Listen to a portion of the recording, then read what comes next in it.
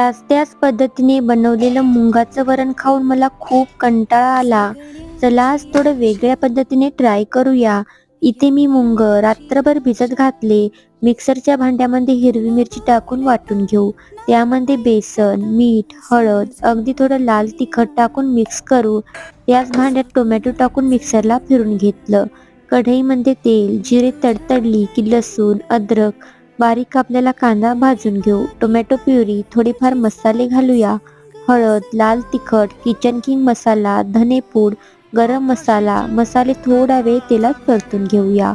गरम केलेलं पाणी घालू. चवीनुसार मीठ. उकळी आली की यामध्ये मुंगाचं मिश्रण सोडू. आपण भजे तळतो ना, अगदी तसंच यामध्ये सोडूया. थोडा वेळ शिजवून घेऊया.